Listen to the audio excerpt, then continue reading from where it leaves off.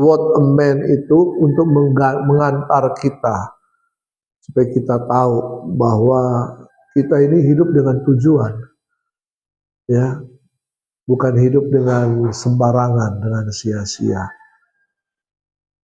Jadi hidup ini bukan kesempatan. Nah, hidup ini tanggung jawab karena ada kepercayaan. Jadi hidup ini adalah kepercayaan, bukan kesempatan. Kan ada lagu tuh, hidup ini adalah kesempatan. Nah, kita bukan bicara kesempatan. Kesempatan itu bisa hilang dan pergi. Tapi hidup ini adalah tanggung jawab. Kenapa tanggung jawab? Karena Tuhan sudah mempercayakan kita, manusia, bumi. Jadi kita harus mengerjakan kepercayaan Tuhan. Ya. Nah, karena itu untuk bisa memampukan kita mengerjakan kepercayaan Tuhan, kita butuh Roh Kudus. Karena tujuan Roh Kudus diberikan untuk menghibur, untuk menolong kita, betul kan?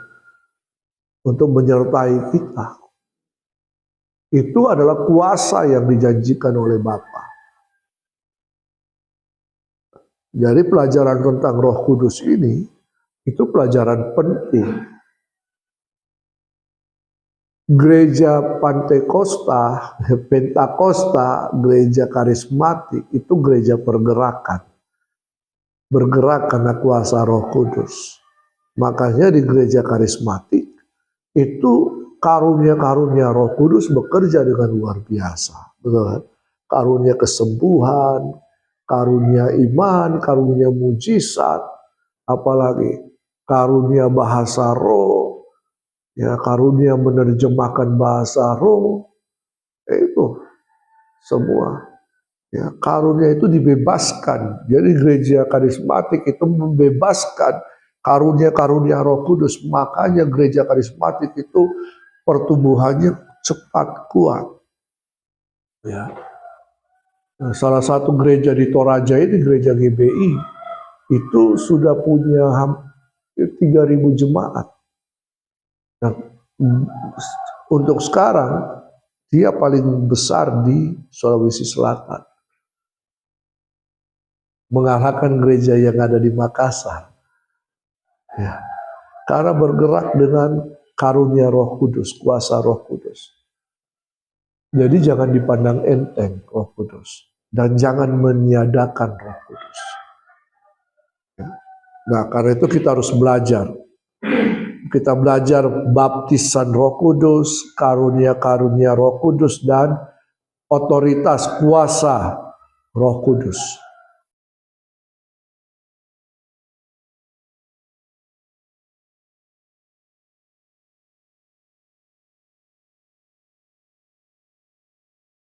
Ini harus ada dalam pelayanan kita. Jangan sampai tidak ada. Kalau tidak ada berarti kita hanya mengerjakan pelayanan dengan kekuatan sendiri. Nah, kita butuh Roh Kudus untuk menolong kita. Oke. Nah, siapakah Roh Kudus? Nah, siapa Roh Kudus? Pribadi Allah.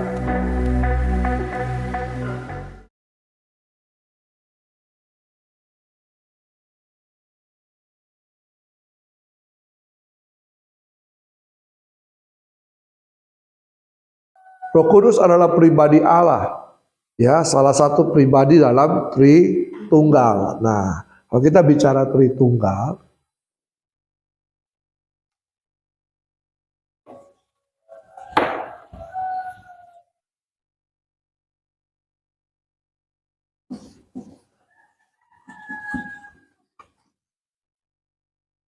Tritunggal. Kalau Tritunggal apa aja? Pribadi apa dalam Tritunggal? Allah Bapa,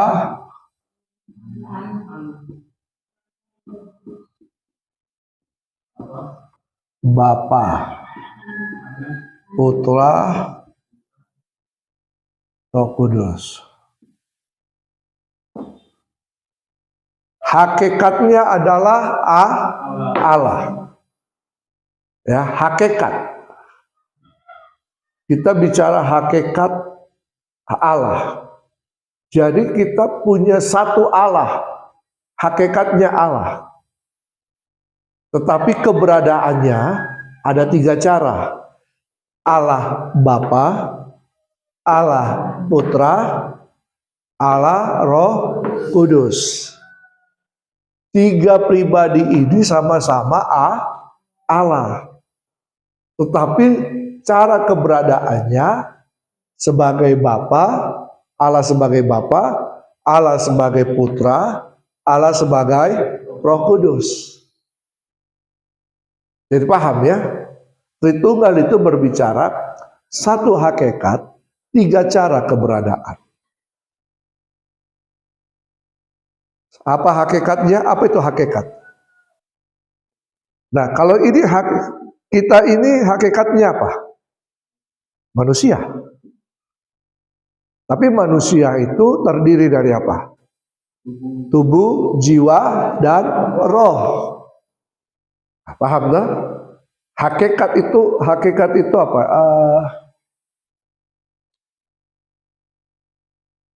Bisa sifat, bisa kemutlakan kita, ya. Hakikat. Dan satu hakikat Allah, 3 cara keberadaan. Itu Bapa, Putra, Roh Kudus. Cuma Bapa tidak sama dengan Putra. Putra tidak sama dengan Roh Kudus. Roh Kudus tidak sama dengan Bapa. Paham?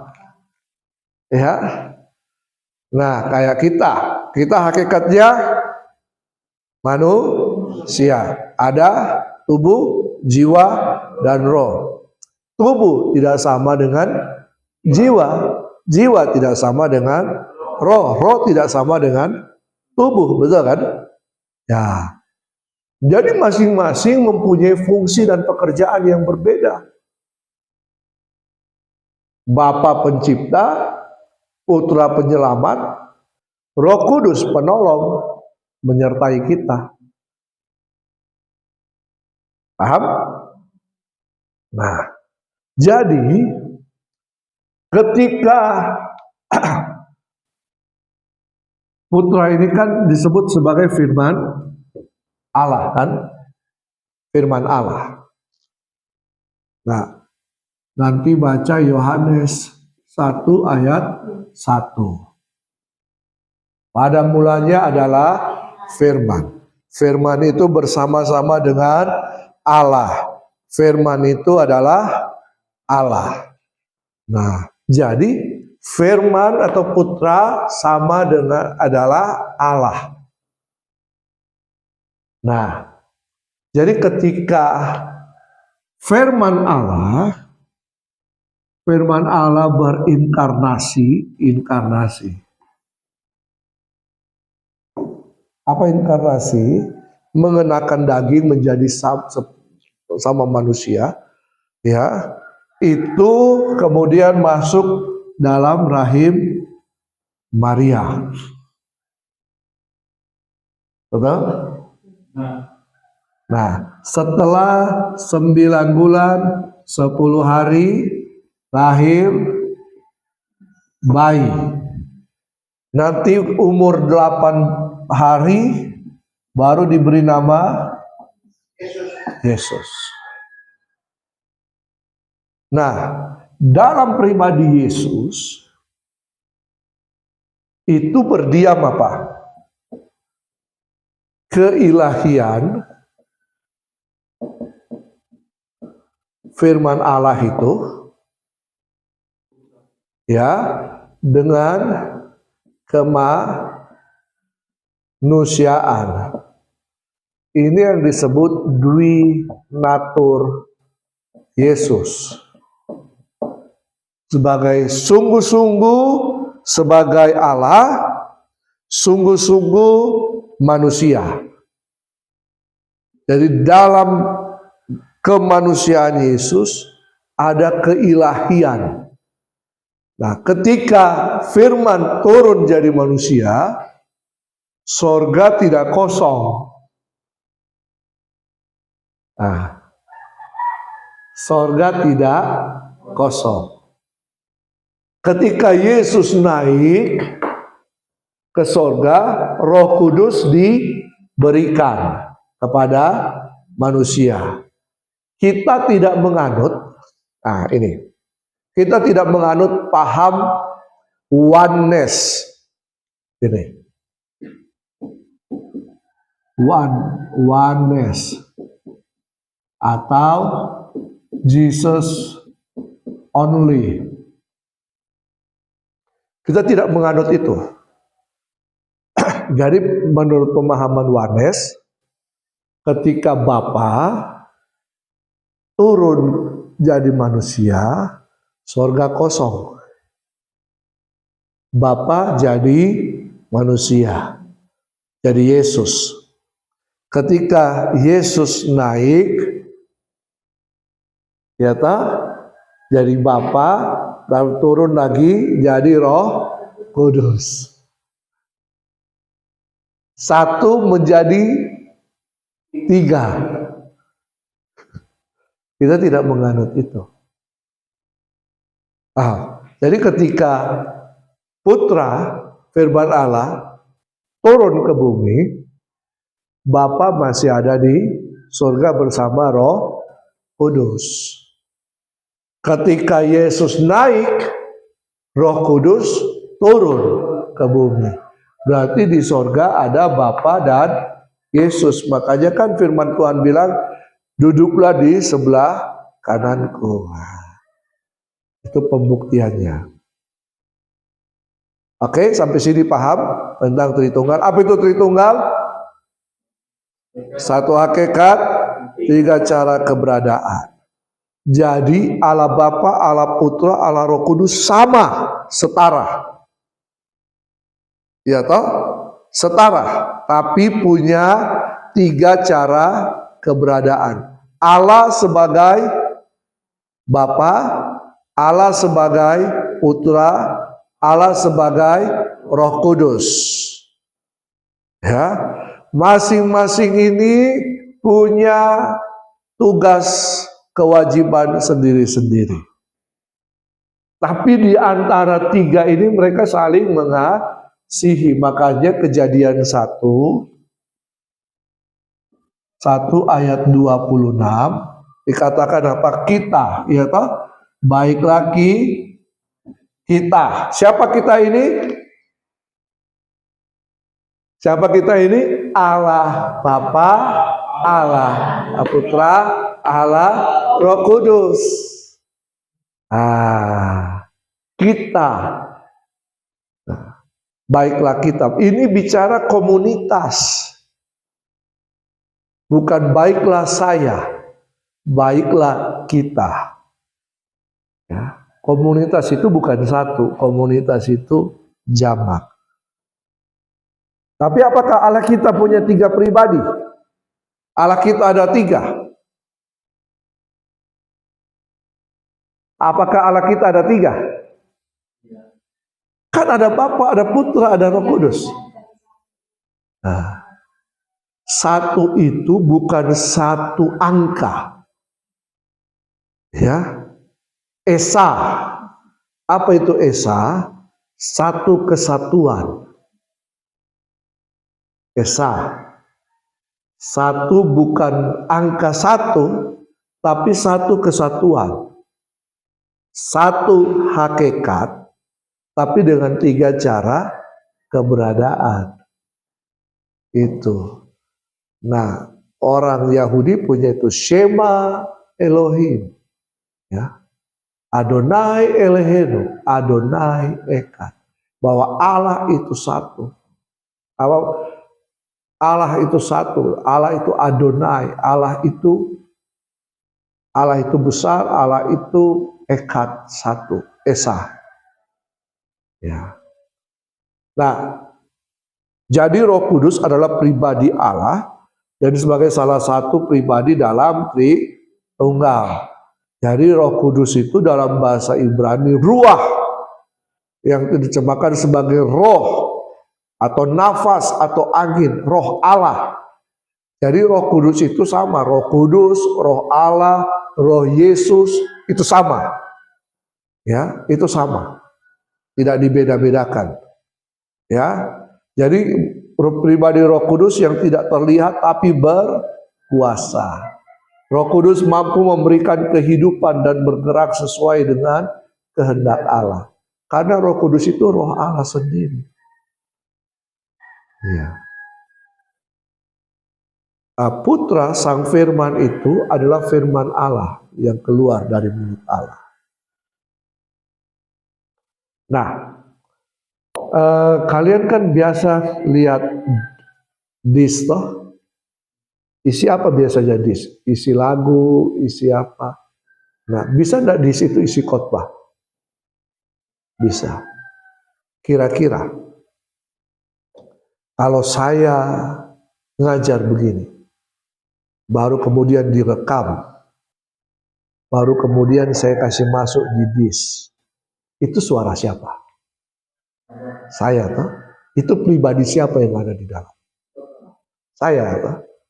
Jadi disk itu mewakili apa yang saya sampaikan. Nah, suara saya ada di dalam disk itu. Oke, kalau disk ini adalah manusia, kemudian suara saya firman Allah diam di dalam manusia, mungkin enggak? Mungkin tidak? Bisa tidak? Bisa. Karena Allah itu kuasa. Dia bisa menciptakan manusia, saya diciptakan dari debu, apalagi soal itu. Nah, ketika disketnya rusak, disknya rusak, CD-nya rusak, apakah suara saya ikut rusak? Tidak. Apanya yang rusak? Disknya, penampungnya. Ketika Yesus disalib, apanya yang rusak? Tubuhnya. Tapi firman Allah sang Putra ini tetap ada. Paham? Makanya Yesus itu memiliki dua natur. Natur ilahi dan natur manusia. Di dalam kemanusiaan berdiam keilahian Yesus, Sang Firman itu. Kenapa Yesus disebut anak Allah? Apakah Allah beranak?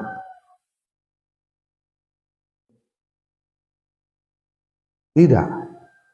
Kan kita tidak tahu. Tidak tahu, tidak ada mamanya Allah toh. Kenapa disebut anak Allah? Karena keluar dari Allah.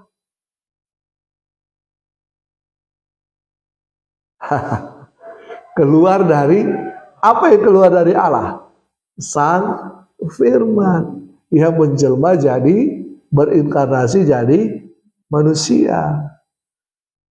Paham? Kenapa ada anak kunci? Karena bahagian dari kunci pintu misalnya. Pintu, betul kan? Iya kan? Bahagian dari situ. Bahagian. Nah, kenapa kalian kan disebut dari Seko kan? Disebut anak Seko. Apakah Seko melahirkan?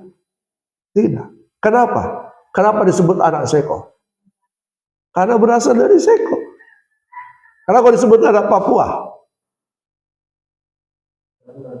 Papua. Nah, kenapa kau berasal dari Weda? Dari Weda. Betul kan? Bukan Wedanya, bukan Papuanya, bukan Sekonya yang melahirkan kan? Sama, anak Allah. Kenapa disebut anak Allah? Karena berasal dari Allah. Nah, paham dah? Ya, jadi kalau pertanyaan-pertanyaan begitu, sebenarnya itu hal yang sederhana, cuman mereka yang membuat tidak sederhana. Oke. Roh Kudus, pribadi Allah, salah satu pribadi dalam Tritunggal, biasa disebut ruah. Ya, diterjemahkan sebagai roh, nafas, angin. Nah, peran Roh Kudus dalam Perjanjian Lama. Roh Kudus itu aktif dalam penciptaan. Kejadian 1 ayat 1, pada mulanya Allah menciptakan langit dan bumi. Ayat 2, bumi belum berbentuk kosong dan roh Allah melayang-layang. Ayat 3, berfirmanlah Allah. Nah, jadi situ ada Allah pencipta, Allah Bapa pencipta, Roh Kudus dan firman Allah. Ya, itu tak Allah Bapa, Allah Putra, Allah Roh Kudus. Jadi sejak awal tiga pribadi satu hakikat ini sudah bekerja sama. Roh Kudus tidak hanya hadir dalam penciptaan, tapi berperan dalam memelihara dan memperbaharui ciptaan Tuhan. Ya, Mazmur 104 ayat 30, apabila engkau mengirim rohmu, maka tercipta. Engkau membaharui muka bumi. Ya, dia Allah. Ya. Oke. Jadi Roh Kudus berperan dalam Perjanjian Lama pada waktu penciptaan. Dia ada di situ.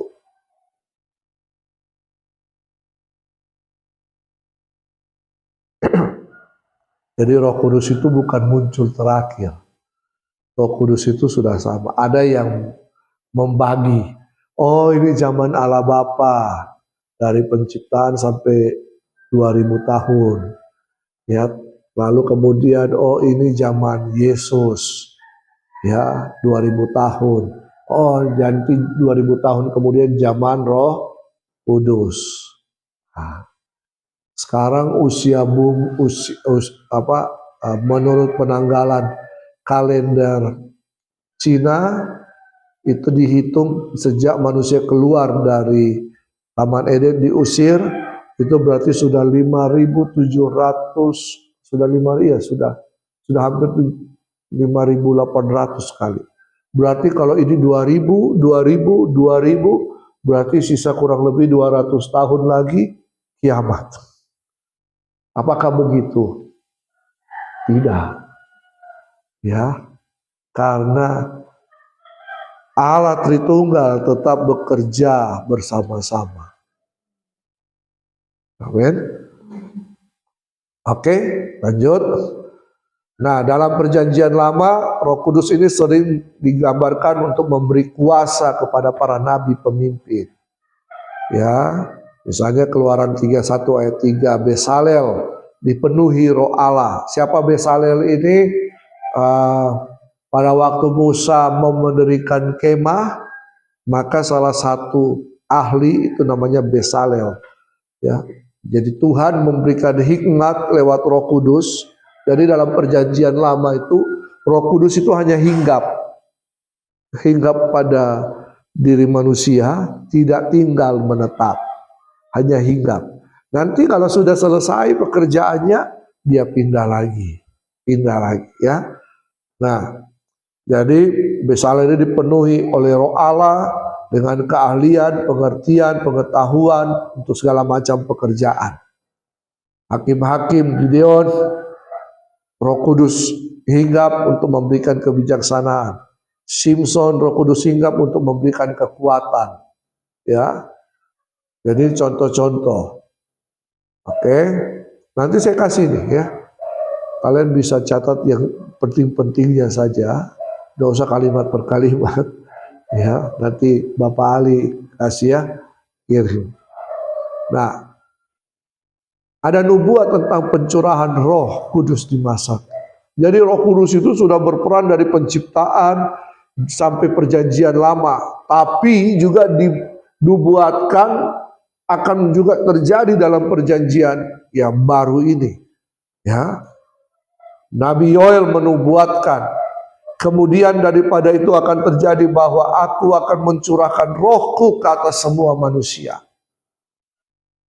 Bahwa Roh Kudus itu akan diberikan, ya, anak-anak, teruna-teruna, anak-anak, ya, bahkan orang tua akan mendapatkan kuasa Roh Kudus itu.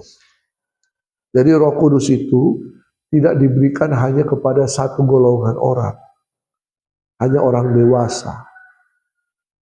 Tapi juga Roh Kudus diberikan kepada kanak-kanak, dari bayi, dari yang menyusui, sampai kepada orang tua. Baru-baru ini saya pelayanan di daerah Wawandula, ya bulan, ini belum lama, baru 3 minggu lalu mungkin. Jadi saya ajak anak-anak remaja, generasi remaja, pemuda, termasuk anak-anak, mereka didoakan. Anak-anak kecil itu dipenuhi Roh Kudus sejak kecil. Ya. Nah, Roh Kudus ini membawa era baru dalam perjanjian baru, di mana Roh Kudus tinggal menetap pada diri orang percaya.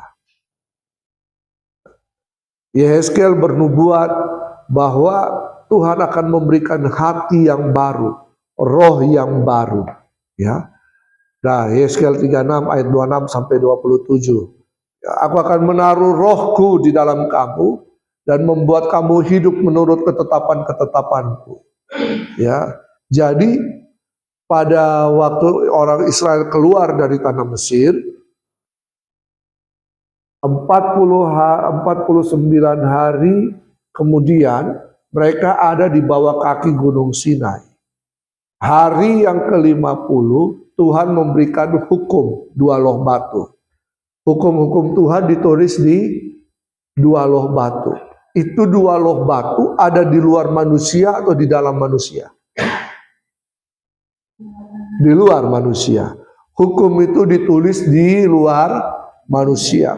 Tapi Yehezkiel menubuatkan bahwa nanti hukum itu tidak lagi ditulis di loh batu, tapi langsung di hati manusia. Di hati nurani manusia. Bagaimana bisa? Kalau roh yang baru itu masuk dalam hidup kita. Ya, jadi roh ini yang akan mengingatkan kita hukum-hukum Tuhan. Ya. Nah, kalau kita lihat baptisan Yesus Kristus, ini kan kita sudah masuk ke zaman perjanjian baru. Apa yang terjadi? Waktu itu Yohanes Pembaptis, dia di padang gurun, dia berseru-seru kan, persiapkanlah jalan bagi Tuhan, luruskanlah jalan baginya, ya, gunung-gunung diratakan, lubang-lubang ditimbun, pokoknya bertobatlah sebab kerajaan Allah sudah dekat. Lalu orang-orang datang banyak, orang-orang Yahudi. Apa yang harus kami perbuat? Bertobatlah dan berilah dirimu dibaptis. Oh, banyak orang-orang kemudian dibaptis oleh Yohanes. Ya tak? Lalu kemudian Yesus datang. Ya. Pada waktu itu umur Yesus kurang lebih 30 tahun. Nah, kenapa Yesus harus dibaptis? Ini, itu merupakan penabisan Yesus untuk bisa tampil di muka umum mengajar. Karena tradisi orang Yahudi, kalau mereka belum sampai pada umur 30, ya, walaupun mereka sekolah dan sebagainya, itu belum bisa berbicara di depan umum, belum bisa mengajar. Apakah Yesus ikut sekolah Yahudi? Ya, karena tradisi orang Yahudi bahwa semua anak dari kecil harus belajar. Ya, sekolah. Makanya ada sekolah-sekolah, tingkatan-tingkatan. Tingkatan terakhir itu ya sampai usia 30.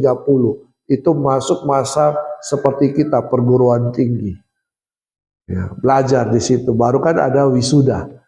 Nah, pada waktu itu Yesus datang. Terus si Yohanes bilang, aku tidak layak membuka kasutmu. Tapi Yesus bilang, ayo buat saja, supaya untuk menggenapi kehendak Bapa. Lalu Yesus dibaptis. Apa arti baptisan? Ditenggelamkan, ya kan? Baptiso, tenggelam. Dalam pengertian kita, tenggelam itu berarti mati semua dosa-dosa keturunan kita, dosa pemberontakan kita, dosa karena kita jatuh dalam dosa itu, sehingga kita menjadi budak itu dikuburkan. Lalu kemudian kita dibangkitkan hidup yang baru bersama Kristus sebagai ciptaan yang baru, yang lama sudah berlalu. Nah, jadi ketika kita bangkit, dosa sudah tidak berkuasa atas kita. Karena kita sudah jadi milik Yesus, milik Tuhan. Jadi baptisan itu proklamasi tanda bahwa kita adalah milik Kristus. Kita yang dahulu ini kerajaan kegelapan, kita ada di sini. Tuhan kita iblis. Sekarang ketika kita percaya Yesus, lalu kemudian dibaptis, artinya kita dipindahkan posisi kita kepada kerajaan terang. Yesus menjadi raja, kita pindah posisi. Kita milik Allah. Kita milik Sang Raja. Kita menjadi warga kerajaan Allah. Nah, kita pindah ke warga negaraan. Kita hidup dalam kerajaan Allah. Tapi kemudian, apakah kita masih bisa melakukan kesalahan? Bisa nggak? Bisa. Apakah kesalahan itu adalah dosa?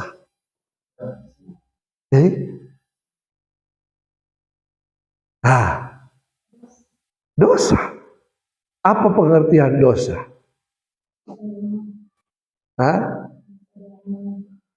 Hukum dosa, akibat dosa adalah maut. Tapi apa itu dosa? Tadi saya sudah jelaskan panjang lebar, hamartia.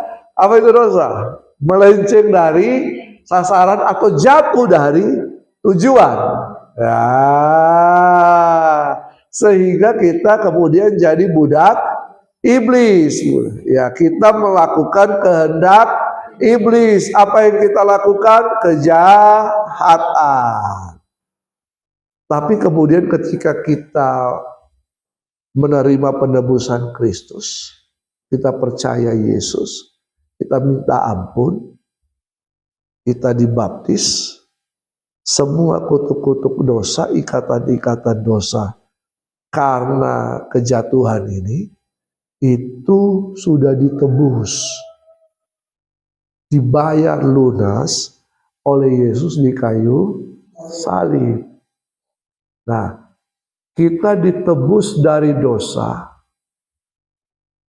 Ya, Tuhan menebus dosa manusia atau Tuhan menebus manusia dari dosa?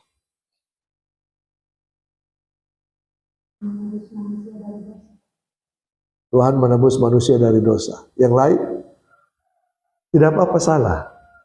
Tuhan menebus dosa manusia atau Tuhan menebus manusia dari dosa?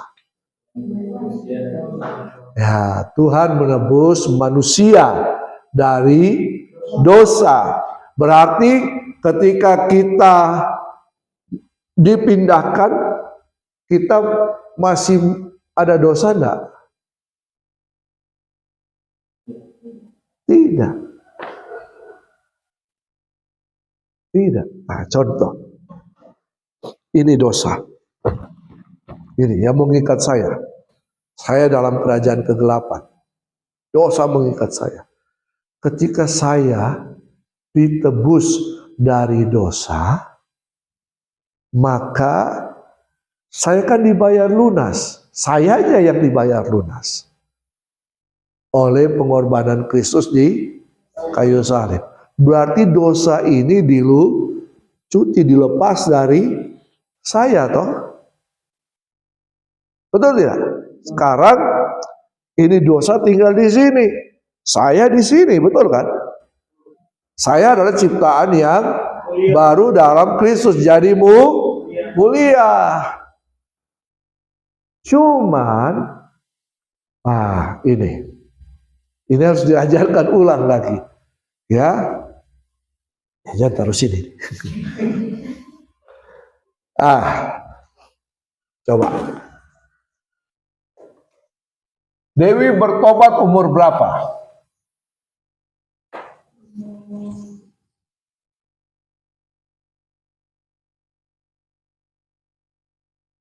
Berapa?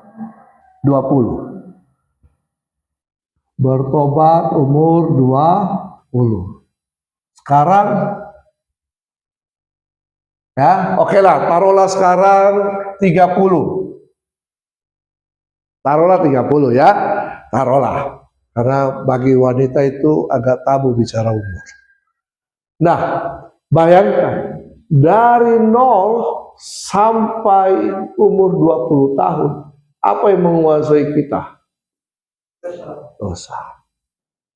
20 sampai 30 baru 10 tahun hidup dalam Kristus.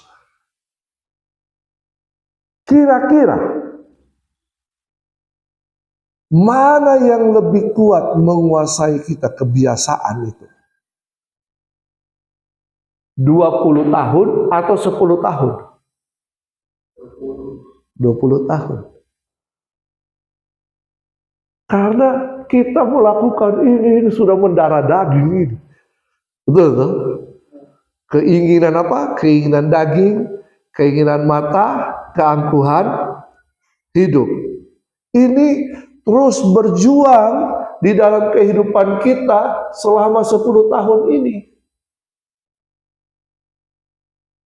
Keinginan yang akan menyeret kita kembali kepada perbudakan iblis atau dosa. Betul? Jadi alatnya itu 3 itu. Itu ya di 1 Yohanes pasal 2. Keinginan itu. Nah, 3 keinginan itu yang menguasai kita. Bayangkan kita sudah bergaul karib ini. Terus kemudian kita pindah. Apakah ini masih terngiang-ngiang enggak? Ingatan kita terhadap ini masih enggak? Masih. Kan sama seperti orang Israel toh. Setelah keluar dari Mesir, mereka masih ingat, dulu waktu di Mesir ada bawang pre, apa semua makan yang enak-enak. Kita di sini susah.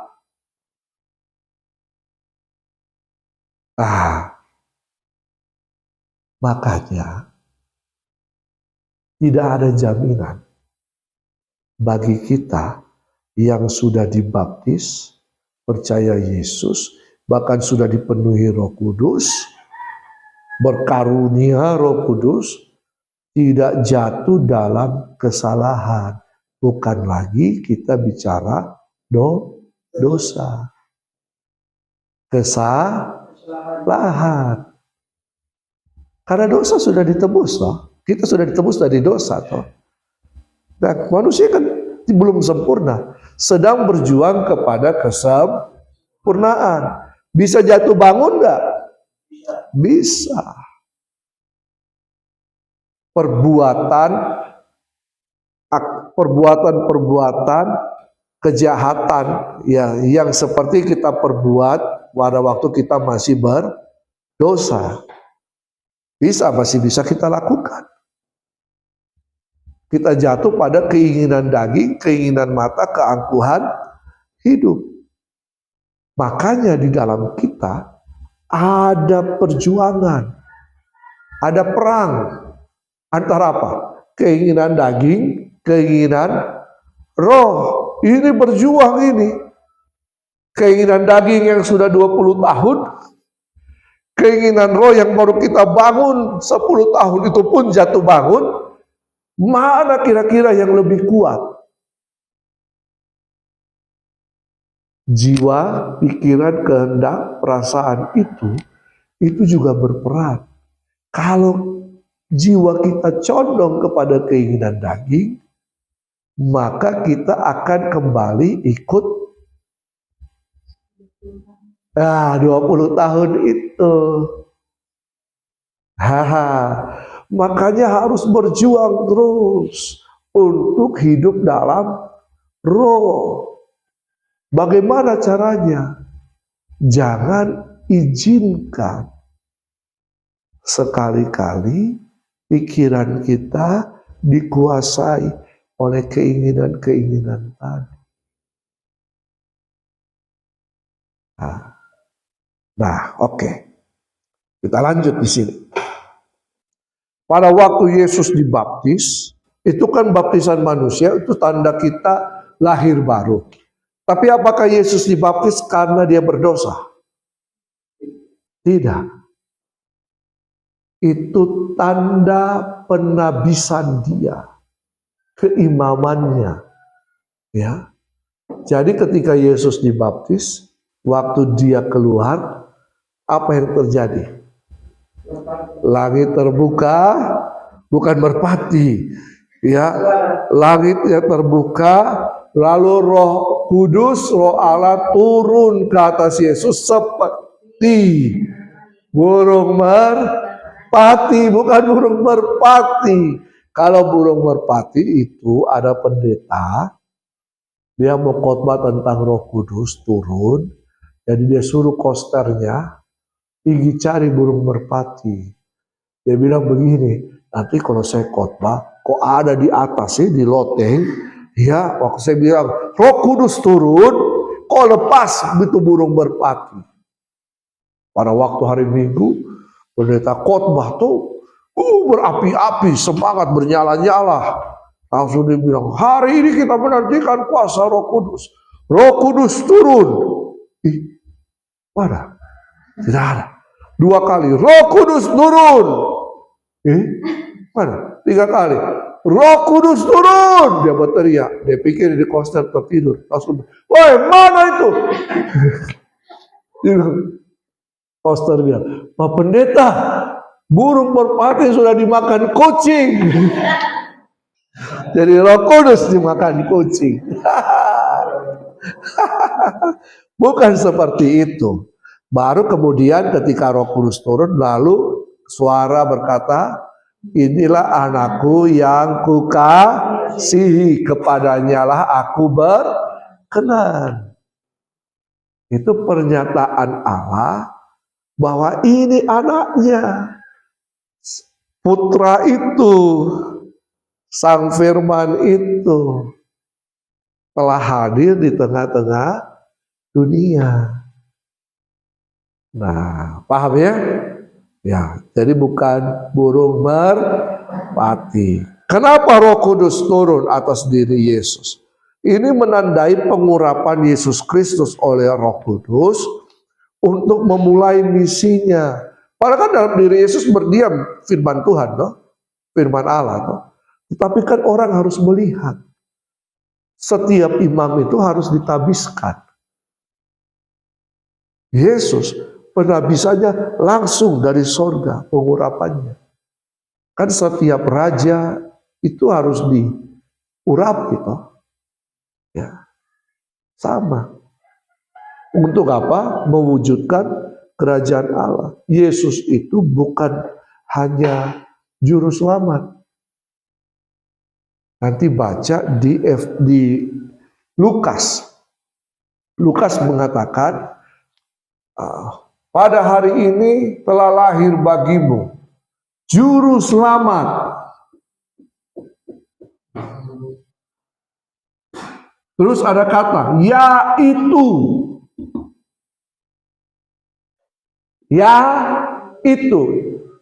Yaitu apa? Bukan. Kristus Tuhan di kota Daud. Jadi malaikat itu sudah menyatakan juru selamat itu bukan manusia. Juru selamat itu adalah Kristus Tuhan. Nah, siapa Kristus? Yang diurapi. Apakah pengertiannya hanya yang diurapi? Tidak. Siapa yang diurapi? Raja. Kristus itu adalah raja yang diurapi. Padanan katanya adalah Mesias. Apa ini Tuhan? Kurios. Yang tadi itu yang saya jelaskan. Jadi juru selamat kita ini ada di dalam diri. Makanya disebut Yesus Kristus itu bukan famnya, bukan marganya. Yesus Raja yang diurapi. Ya, makanya Nabi tidak bisa menyelamatkan. Tapi yang bisa menyelamatkan kita adalah Kristus Tuhan. Siapa Kristus Tuhan itu? Yesus. Orang kan hanya terpaku pada juru selamat. Engkau Tuhan penebusku,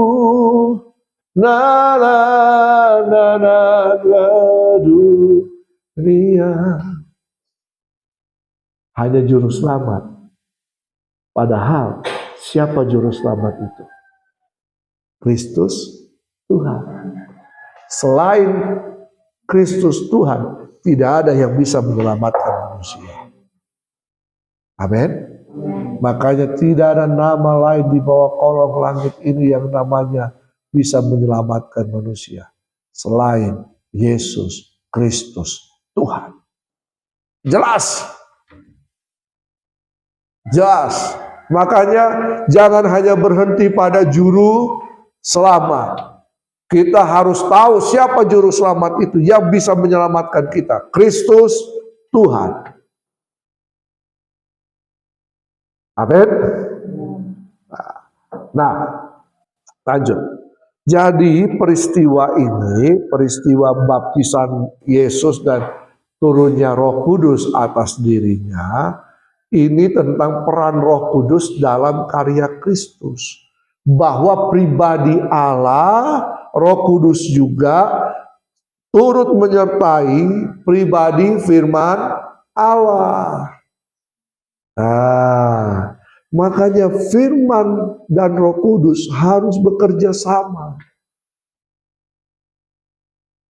Ada orang yang hanya mendalami firman sebagai pengetahuan, tapi tidak menghidupinya.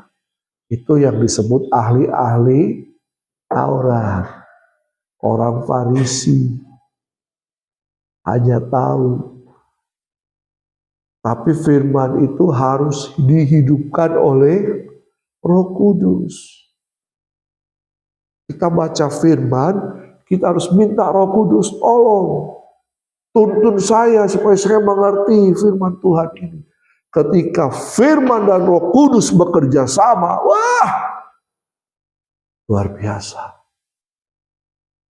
Nah, mujizat terjadi. Kuasa Tuhan. Makanya murid-murid itu tuh, kisah para rasul itu, ketika mereka dipenuhi Roh Kudus, Petrus menyampaikan firman Tuhan dengan kuasa Roh Kudus. Berapa orang bertobat? 3.000 orang bertobat. Bukan 3 orang, 3.000, bro. Ada orang yang cuma kuliah STT, berbusa-busa. Berapa yang bertobat? Tidak ada. Jadi ketika kalian masuk dalam pelayanan, andalkan firman dan Roh Kudus. Itu penting. Nah, jadi pertama ini Roh Kudus menunjukkan bahwa misi Yesus untuk mewujudkan kerajaan Allah.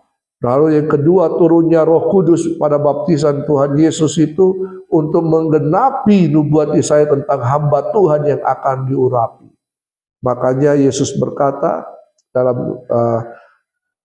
dalam Lukas, Roh Tuhan Allah ada padaku. Ya. Roh Tuhan Allah ada padaku. Apa yang kemanusiaan Yesus bilang? Roh Tuhan Allah ada padaku. Kita butuh Roh Kudus. Ya. Nah, ketiga, peristiwa ini menyoroti keterkaitan antara baptisan, Roh Kudus, dan identitas kita sebagai anak Allah. Jadi kalau kita penuh Roh Kudus, firman Tuhan bilang dalam Yohanes pasal 3, kamu tidak akan melihat kerajaan Allah kalau kamu tidak dilahirkan oleh air dan roh. Maksudnya apa? Air ini bukan hanya baptisan. Air ini adalah firman Allah dan Roh Kudus. Itu yang harus mengubah kehidupan kita. Mengubah cara berpikir kita. Hanya firman Allah dan Roh Kudus yang dapat mengubah paradigma kita, cara berpikir kita. Karena itu selama di 3 bulan ini, pergunakan waktu sungguh-sungguh untuk belajar firman dan untuk minta Roh Kudus ubahkan pikiran saya supaya pikiran saya ini selalu bersepakat dengan firman-Mu. Amin. Karena firman Tuhan itu, Taurat Tuhan adalah pelita bagi jalan kita, terang bagi langkah-langkah kita. Dan Roh Kudus itu yang akan mengiluminasi, yang akan mengilhamkan kepada kita. Maka saya selalu menganjurkan kepada jemaat, kepada anak-anak saya ngajar. Dulu di STT Blessing, saya ajar mereka 1 hari baca 5 pasal. Kalau saya harus ada laporan pembacaan. Kalau mereka tidak baca 1 hari 5 pasal, kurang dari itu, minggu depan jadi 7 pasal. Pokoknya baca saja. Karena kita tidak tahu. Kita ada di situasi apapun, bagaimanapun, Roh Kudus bisa menghidupkan kembali firman Tuhan yang kita baca. Itu yang akan menguatkan kita. Kalau kita tidak pernah baca, apa yang Roh Kudus ingatkan? Dia mengingatkan kita akan perintah-perintahnya. Dia akan menginsafkan dunia dari dosa, akan kebenaran dan penghukuman.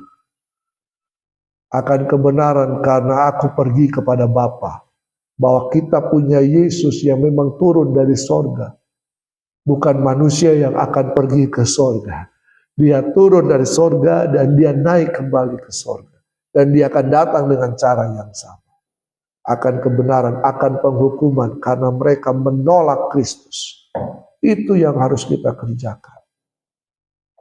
Nah, kalau mereka menolak Kristus tanpa kita beritakan dan mereka tidak tahu, mereka masuk dalam penghukuman, darahnya tertanggung dalam kehidupan kita. Tapi kalau kita menyatakan Injil tentang Yesus dan mereka menolak, darah mereka tertanggung atas hidup mereka. Paham? Keempat, peristiwa ini mendemonstrasikan hubungan Trinitas yang dinamis antara Bapa, Putra, dan Roh Kudus, menyatakan kasih. Ya, inilah anakku. Itu anak itu pernyataan kasih. Ya. Anak itu akan tetap terhubung dengan sang Bapa.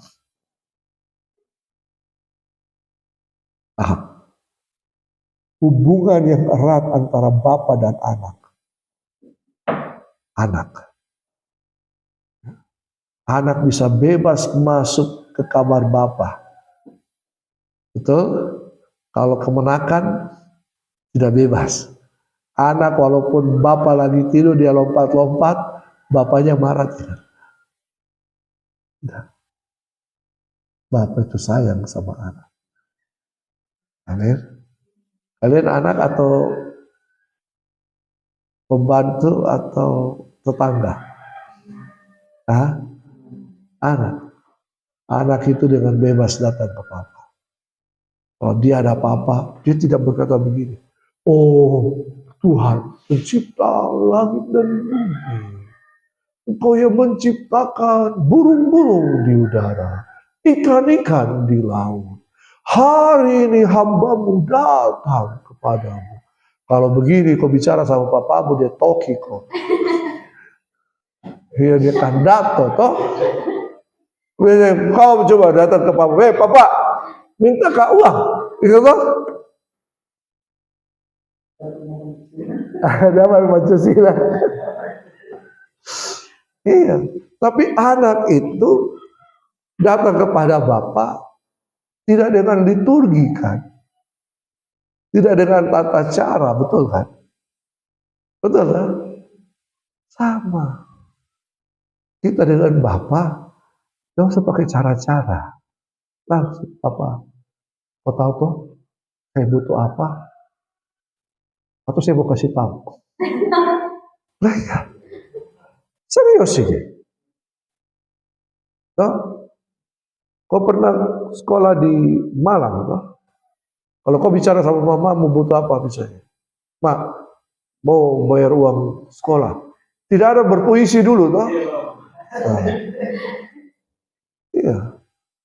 Itu menunjukkan hubungan yang kuat.